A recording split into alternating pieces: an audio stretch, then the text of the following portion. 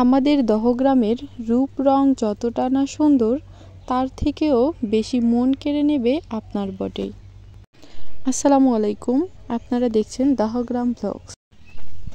এই যে দেখছি বিড়াল সাহেব, ওমা আপনি তো বেশ চালাক দেখতেছি, তা না হলে কি আর এত দূর উপরে উঠতে পারেন? হ্যালো মিস্টার বিড়াল সাহেব।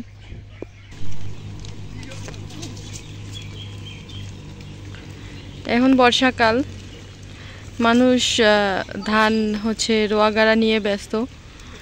এটা বর্ষাকালেরই ক্ষেত ধান। এই দেখেন মাঠ ভরা সবুজের সমারোহ, অনেক সুন্দর লাগে। এই যে দেখেন কৃষক কাজ করতেছে, ছোট বড় এই সময় ছোট বড় পরিবারের ছেলে পুরুষ সবাই কাজ করে, রোয়াগাড়া নিয়ে সবাই ব্যস্ত। গ্রামের এই সবাই মিলে কাজ করাটা অনেক সুন্দর একটা দৃশ্য। যারা শহরে থাকে, অন্য দেশে থাকে, বাইরের দেশে থাকে, তারা হয়তো এগুলো দেখতে পারবে না চোখে। এগুলো দেখেন, অনেক ভালো লাগবে।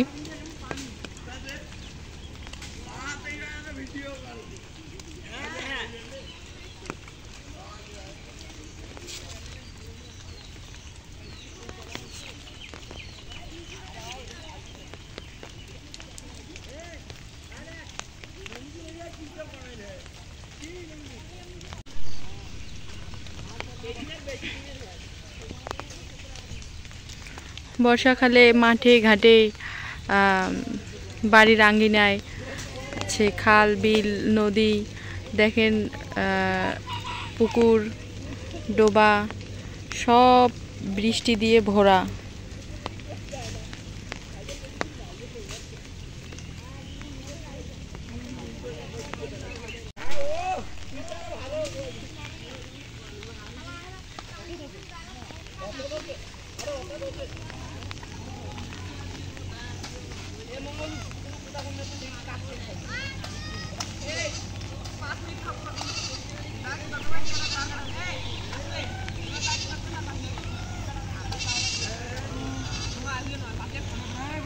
আকাশটা বেশ দেখতেছি কালো মেঘে ঢাকা, সম্ভবত বৃষ্টি হতে পারে। এখন তো বর্ষাকাল, যখন তখনই বৃষ্টি হচ্ছে।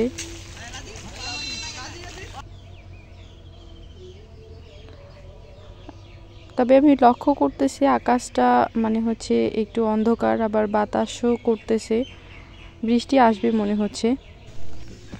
এই যে দেখুন আমাদের বাড়ির পাশের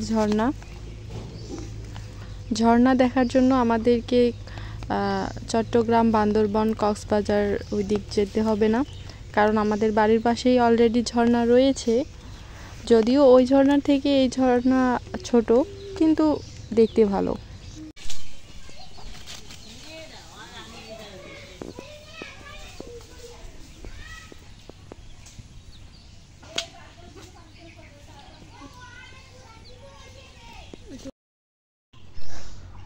আপনারা হয়তো জানেন যে এই কলসের ব্যবহার এখন বেশি একটা দেখা যায় না, বাট আমাদের গ্রামে কিন্তু এখনও কিছু মানুষ রয়েছে